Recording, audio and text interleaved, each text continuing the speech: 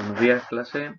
Cuarto apartado teórico, quinto apartado del tema, si contamos la introducción, ¿vale? Y nos metemos en el segundo apartado que le vamos a dedicar, subapartado, diríamos, a la edad moderna, ¿vale? A la modernidad, y que está centrado solo en un autor, que es Immanuel Kant.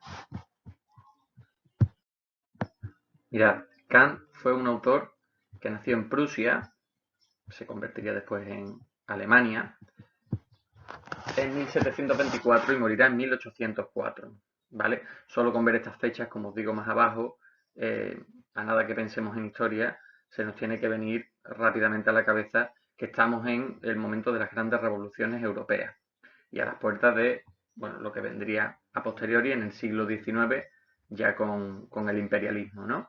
Pero sobre todo aquí se están gestando esa revolución, ¿no? Esa revolución del pueblo y la burguesía en contra del antiguo régimen, es decir, en contra del absolutismo, ¿no? Los monarcas absolutos que concentraban en sí todo el poder político. Kant es considerado por muchos la culminación de la Ilustración filosófica, cosa que no deja de tener su curiosidad, ¿no? Porque cuando uno piensa en ilustración, oye o lee la palabra ilustración, lo lógico es que se le venga a la cabeza Francia, ¿no? Y esos nombres, esos grandes nombres que todos hemos estudiado hasta en historia, ¿no? Como son Rousseau, Voltaire, D'Alembert, Diderot, Marat. Y sin embargo, el nombre de Kant, un prusiano, destaca. Es verdad que en Alemania hubo también un movimiento ilustrado muy importante, pero como digo, la fama y la gloria se la ha llevado sobre todo la ilustración francesa, ¿no? Recordemos un poco en qué consistía la ilustración, ¿vale? La ilustración fue un movimiento cultural que básicamente tenía un objetivo, que era sacar de las tinieblas, ¿no? al ser humano, de esas tinieblas en las que se había, entenderlo metafóricamente, en las que se había sumido durante la Edad Media, ¿no? Donde había un pensamiento muy supersticioso, muy anclado a la religión. Se llama constantemente a la ilustración el siglo de las luces. ¿De qué luces? No de las luces de la iluminación, sino luces con respecto a las luces de la razón, ¿no? De hecho, todavía tenemos a día de hoy una expresión que hace alusión a las luces de la misma manera, ¿no? El tener o no tener luces hace alusión a tener o no tener inteligencia. Lo que destacaban los ilustrados era la cultura humana, los grandes avances que habíamos hecho, los grandes conocimientos que habíamos alcanzado. De hecho, la enciclopedia, ese gran proyecto de D'Alembert y Diderot, no era otra cosa que la recopilación de los grandes saberes de la humanidad, ¿no? Porque entendían que ahí era donde estaba el progreso. Lo que hay que buscar es el progreso humano y el progreso lo encontraremos siempre en la racionalidad, en la razón, en el conocimiento. Y va a haber, digamos, una fe absoluta en esa racionalidad humana y en la capacidad que tenemos para evolucionar, para progresar, ¿vale?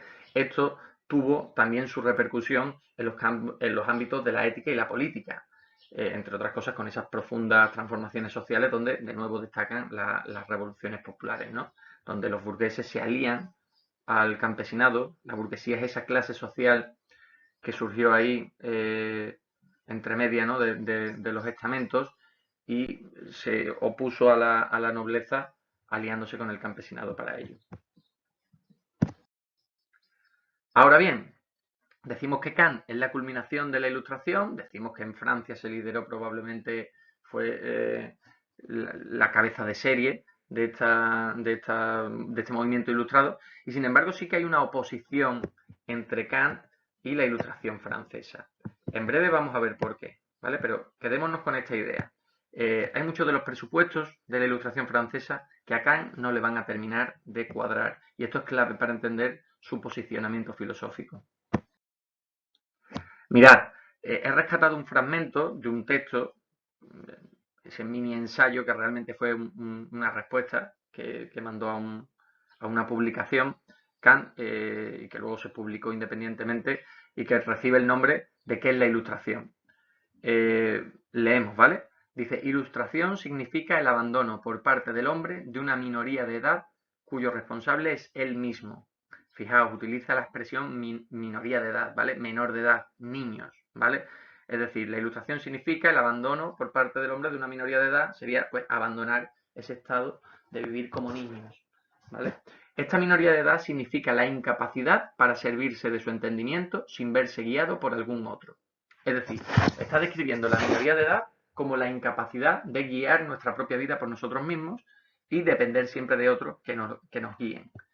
Uno mismo, dice Kant, es el culpable de dicha minoría de edad cuando su causa no reside en la falta de entendimiento, sino en la falta de resolución y valor para servirse del suyo propio sin la guía del de algún otro. En ese momento de la argumentación, Kant nos está diciendo, y ojo, el permanecer en esa minoría de edad, el no ser capaz de gestionarnos a nosotros mismos, gestionar nuestra vida por nosotros mismos, los principales culpables somos nosotros, porque la capacidad la tenemos. Todos somos seres racionales, todos podríamos tomar nuestras propias decisiones, todos podríamos guiar nuestra vida por nosotros mismos. Si no lo hacemos es porque nos falta resolución, dice, ¿no? Nos falta valor para hacerlo. Dice, sapere aude, ten valor para servirte de tu propio entendimiento. Tal es el lema de la Ilustración. Y ahí tenemos, bueno, la expresión famosísima de Kant, que se ha traducido muchas veces por atrévete a saber o atrévete a pensar, ¿vale? Y que básicamente pues significa eso, ¿no? Efectivamente, el atrévete a pensar por ti mismo, ¿no? Atrévete a valerte por ti mismo para guiar tu vida y no guiarte en base a lo que otros digan o dictaminen.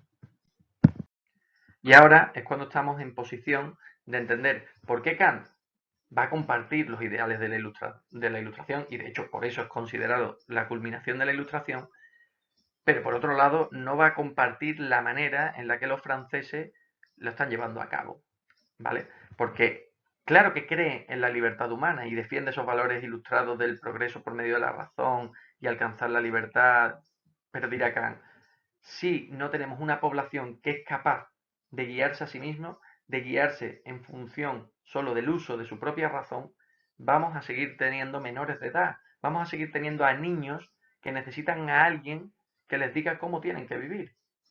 Vale, derrocas al monarca absoluto que te está pisando el cuello y que te domina y que no te permite ser libre.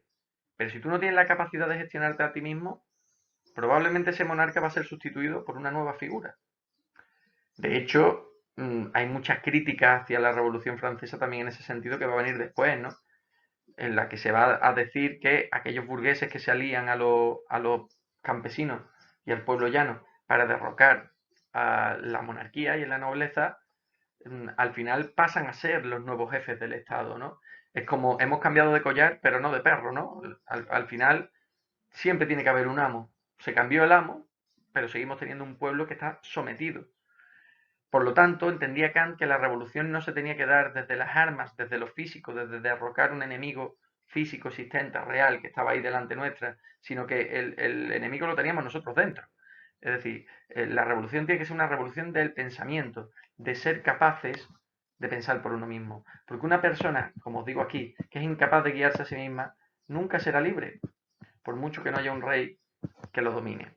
¿Vale? Por lo tanto, esta revolución tiene que ser esa revolución del sapere aude, del atreverse a pensar por uno mismo, porque solo entonces concebiremos a un individuo que efectivamente es autónomo, ¿no? Es por eso que he destacado ese concepto en el nombre del apartado, ¿no? Autonomía moral. Que es verdad que no vamos a hablar demasiado aquí de la distinción moral del bien y del mal, pero entiéndase aquí moral en un sentido más amplio, ¿no? De guiar nuestras acciones, ¿no? Lo moral es lo que tiene que ver con el ámbito de la práctica, ¿vale? Y aquí es donde Kant decía que solo un individuo que se guía por medio de su propia razón puede alcanzar una autonomía verdaderamente real. Entonces, ¿cómo propone Kant llevar a cabo esta revolución intelectual? Porque si nos está diciendo como los franceses no, ¿vale? Y está haciendo esa crítica, lo que siempre tenemos que hacer con alguien que critica es preguntarle cuál es su propuesta, ¿vale? Y aquí vamos a ver la propuesta de Kant. Kant decía que había que compaginar dos usos de la razón, ¿vale? Por un lado, el uso público de la razón y por otro lado, el uso privado de la razón. ¿Qué es el uso público? ¿Vale? Lo tenéis aquí definido. El uso público es razonar precisamente acerca de aquellos asuntos públicos, es decir, que atañen a toda la población, a toda la sociedad, ¿vale? Y que tienen que ver pues con opinar sobre un tema, razonarlo, emitir quejas, plantear nuevas soluciones, plantear alternativas, ¿vale? Por otro lado, tenemos el uso privado. Aquí es cuando y hay que entender que por eso utiliza estos términos, ¿vale? Como veis, el uso público, hablamos de uso público es porque la razón se está dirigiendo a opinar sobre lo público, sobre lo que nos atañe a todos. Cuando hablamos del uso privado, es decir, privado de uno mismo ya, es cuando estamos hablando de la razón como guía de la conducta individual de cada uno de nosotros. Es decir, cuando la razón está orientada, como os defino ahí, hacia el uso personal, ¿vale? Privado y concreto. Y tiene que ver ya con nuestras decisiones y acciones concretas, ¿vale? Digamos que el uso público de la razón está más orientado hacia la libertad de pensamiento y libertad de expresión, mientras que el uso privado está orientado hacia las decisiones y las acciones. Y el siguiente paso, tras ver las definiciones del uso público y el uso privado de la razón, es entender cómo Kant las va a hacer congeniar, cómo las va a hacer encajar en ese puzzle que es la política, ¿no? Ese difícil equilibrio que es siempre el de una sociedad que está formada por un conjunto de individuos que efectivamente al ser individuos pues se mueven con una cierta libertad, ¿no? Y eso es lo que tiene que intentar compaginar siempre la política. Y dirá Kant que se tiene que dar los límites entre uso público y uso privado de la razón de la siguiente manera. El uso público de la razón debe ser ilimitado, es decir, la capacidad que tiene un ciudadano para emitir quejas, proponer soluciones, opinar, pensar lo que sea sobre asuntos públicos y de Estado, debe ser ilimitado, es decir, no tiene que tener límite alguno. Ahora bien, en el uso privado de la razón, para no perder el orden y la cohesión social, hay que limitar ese uso privado. Es decir, podemos pensar y emitir las quejas que nos dé la gana, pero cuidado, a la hora de utilizar la razón para dirigir nuestras acciones, encontramos el límite de la ley, porque nunca estaría justificado utilizar nuestra libertad para ir en contra de los designios de la ley, porque eso conllevaría un caos y un desorden social. Es decir, ¿no? Como os digo aquí, os intento sintetizar con dos imágenes y muy pocas palabras, ¿no? Es decir, lo que nos está diciendo Kant es protesta por la ley todo lo que quieras, pero obedece a la ley. Y entender esto solo como un ejemplo, ¿vale? Eh, para poner en concordancia lo que sería el uso público de la razón. Claro que sí, podemos protestar lo que queramos, podemos decir esto no nos parece bien y podemos emitir nuestra queja públicamente, pero siempre que lo hagamos dentro de los márgenes que permite la ley, ¿vale? Por lo tanto, el uso público de la razón es ilimitado, el uso privado de la razón tiene que tener unos límites bien definidos para que esto no se nos vaya de las manos. Y Kant utilizaba un ejemplo concreto, que era el del propio monarca que reinaba cuando él estaba vivo, ¿no? Que es el ejemplo de Federico II el Grande. Para él, Federico II había encontrado el equilibrio perfecto, ¿no?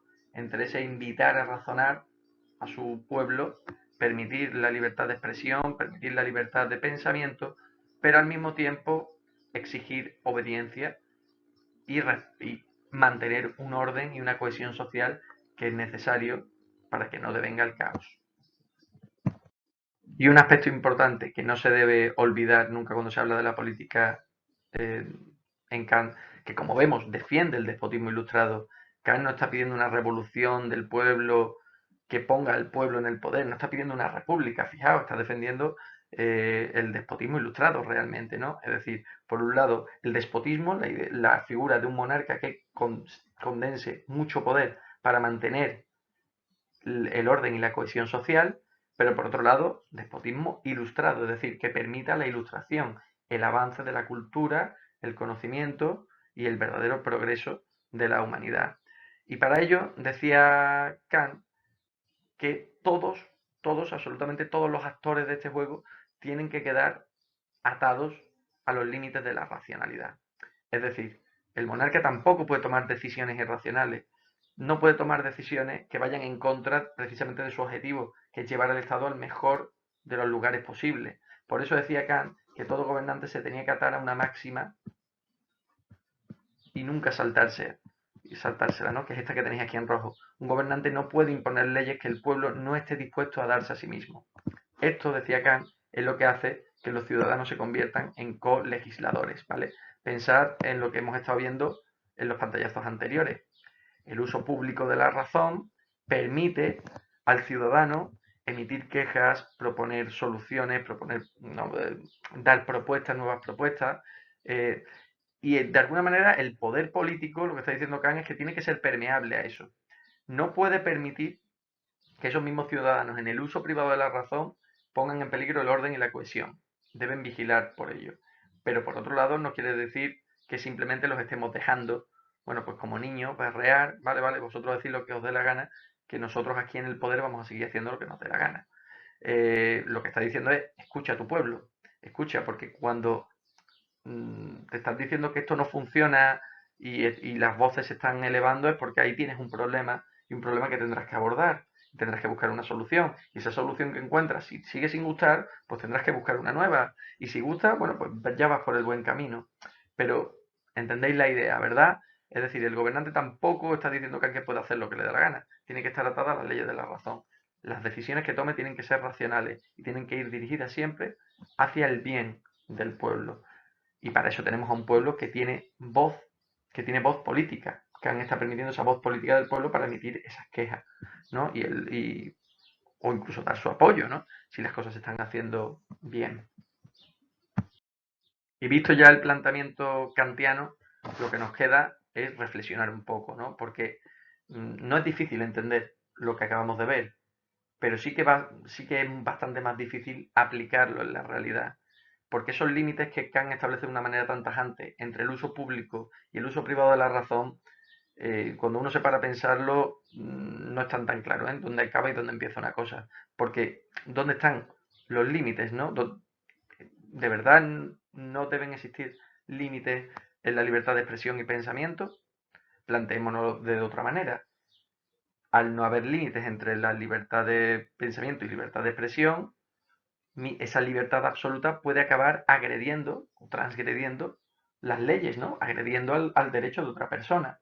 Si yo, por ejemplo, al emitir mi queja, lo acompaño de una difamación, estoy difamando a una persona, y esa persona siente, por ejemplo, que su imagen pública se está viendo dañada por lo que yo he dicho, ahí estaría haciendo un uso público de la razón, pero sin embargo estaría transgrediendo el uso privado de la razón, porque sí que hay un límite que me dice, ¿no? Que bueno, que no puedo difamar a otras personas y esa persona tiene derechos y las leyes le protegen. Por lo tanto, dónde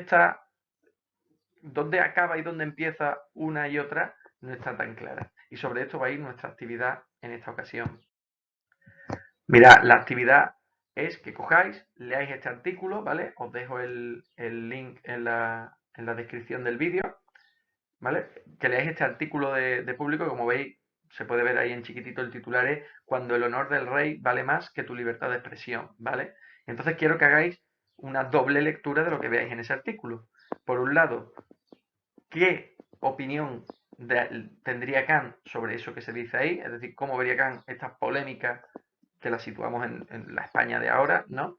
Y por otro lado, que des tu propia opinión, tu propia visión, que por supuesto no tiene por qué coincidir con la de Kant, o sí, o solo en parte, ¿vale? Como siempre, en este tema, la actividad la realizamos en los comentarios de este mismo vídeo, ¿vale? Añadimos nuestros comentarios del vídeo aquí y, y esa sería la actividad para hasta la próxima sesión, ¿vale? Que ya será la última, en la que acabaremos con la filosofía contemporánea. Pues nada más, chao, chao.